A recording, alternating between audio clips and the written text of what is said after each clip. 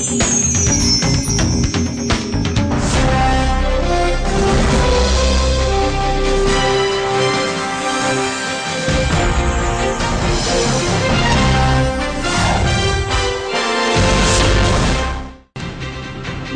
செய்திகள்.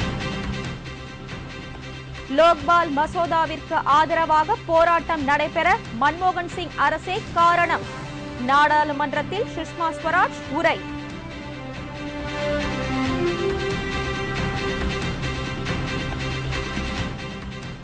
நினைத்த உடனேயே மசோதா கொண்டு வந்துவிட முடியுமா? பிரணாப் முகர்ஜி கேள்வி.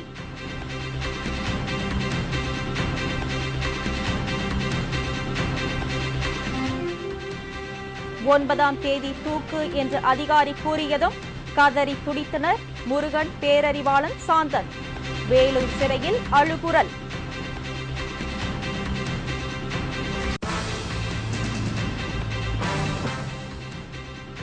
முன்னாள் அமைச்சர் ராசா மீது மேலும் ஒரு வழக்கு. சிபிஐ அதிகாரிகள் ஏற்பாடு.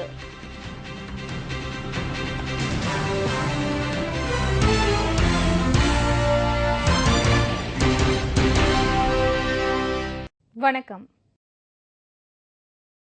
விரிவான செய்திகள்.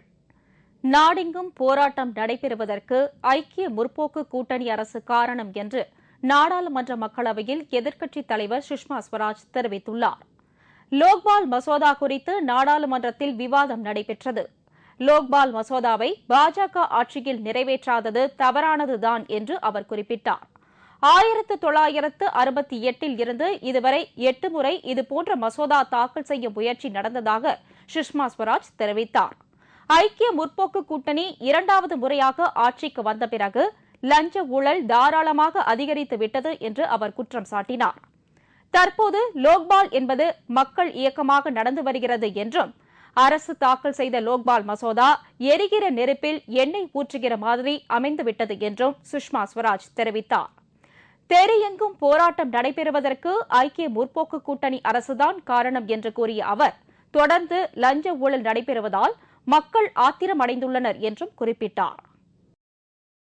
நாடாளுமன்றத்தில் நினைத்த உடனே மசோதாவை கொண்டு வந்துவிட முடியாது என்று மக்களவையில் நிதியமைச்சர் பிரணாப் முகர்ஜி தெரிவித்தார்.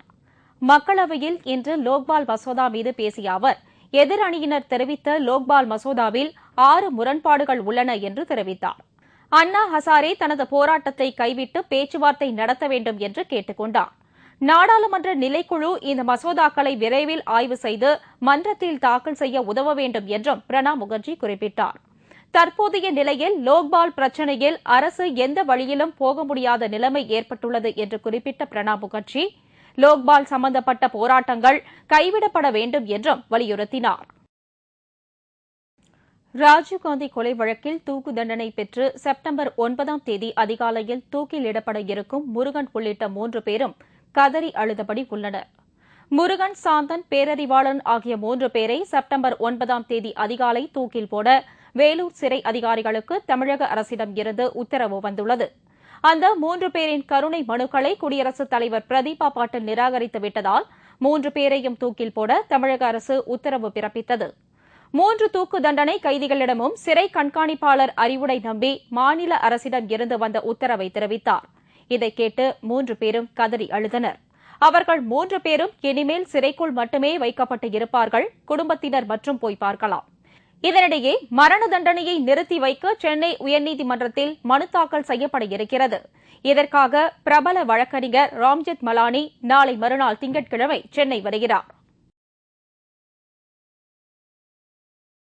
வைமேக்ஸ் உரிமம் வழங்கியதில் நடைபெற்ற முறைகேடுகள் தொடர்பாக சிபிஐ ராசா மீது மேலும் ஒரு புதிய வழக்கு தொடர இருக்கிறது.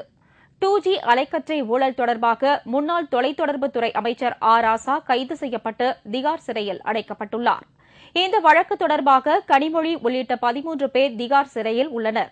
இதற்கிடையே கம்பியில்லா தொலைத்தொடர்பு தொழில்நுட்பமான வைமேக்ஸ் ஒதுக்கீடு தொடர்பாக ஊழல் நடைபெற்றதாக செய்திகள் வெளியாகின.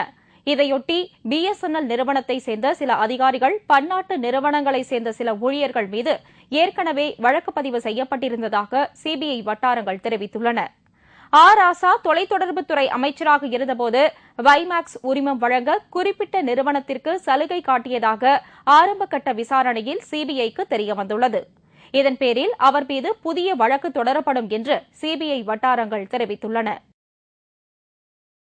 புதுச்சேரி மாநில துணைநிலை ஆளுநர் இக்பால் சிங் அதிகாரத்தை தவறாக பயன்படுத்தியதாக சென்னை உயர்நீதிமன்றத்தில் வழக்கு தாக்கல் செய்யப்பட்டுள்ளது. புதுவை துணைநிலை ஆளுநர் இக்பால் சிங்கின் 2 மகன்களும் ஒரு அறக்கட்டளையை கடந்த ஆண்டு தொடங்கினர். இதற்காக கமலேஷா என்பவரின் 25 ஏக்கர் நிலத்தை அபகரித்துக் கொண்டனர். கமலேஷா ஏற்கனவே பார்வதி ஷா கொலை வழக்கில் குற்றம் நிரூபிக்கப்பட்டு சிறையில் இருந்தபோது கொலை செய்யப்பட்டவர். இக்பால் சிங் தனது அதிகாரத்தை பயன்படுத்தி தனது மகன்களின் அறக்கட்டளைக்கு மருத்துவக் கல்லூரி ஒன்று நடத்த அனுமதி வழங்கியுள்ளார். இதுபற்றி சிபிஐ விசாரணைக்கு உத்தரவிட வேண்டும் என்று புதுவை மாநிலம் கருவாட்டுக்குப்பத்தை சேர்ந்த முருகன் என்பவர் சென்னை உயர்நீதிமன்றத்தில் வழக்கு ஒன்றை தாக்கல் செய்துள்ளார். இதனை விசாரித்த தலைமை நீதிபதி இக்பால் சிங், நீதிபதி சிவஞானம் ஆகியோர் இந்த மனு விசாரணைக்கு உகந்ததா என்பதை பரிசீலிக்க 1 வார காலத்திற்கு தள்ளி வைத்து உத்தரவிட்டனர். வருமான வரித்துறையிடம் அரசியல் கட்சிகள் தாக்கல் செய்துள்ள கணக்கு விவரம் மக்களவையின் பார்வைக்கு கொண்டுவரப்படும் என்று நிதித்துறை இணையமைச்சர் எஸ் பழனி மாணிக்கம் அறிவித்தார்.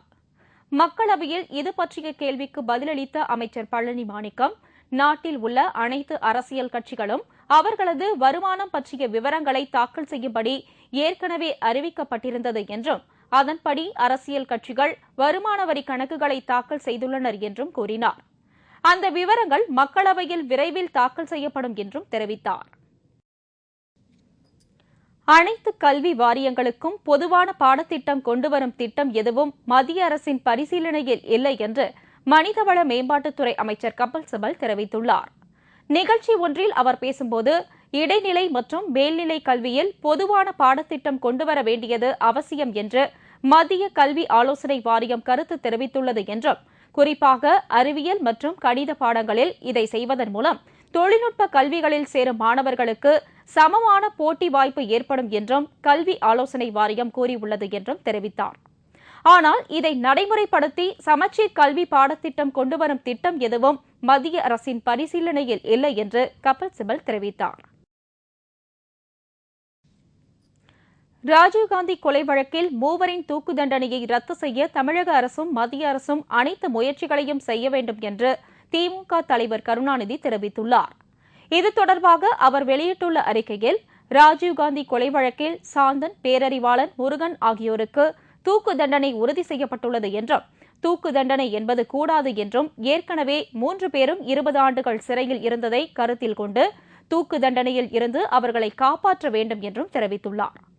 மத்திய அரசும் மாநில அரசும் அக்கறையோடு இதற்கான முயற்சிகளை மேற்கொள்ள வேண்டும் என்றும் கருணாநிதி தனது அறிக்கையில் தெரிவித்துள்ளார்.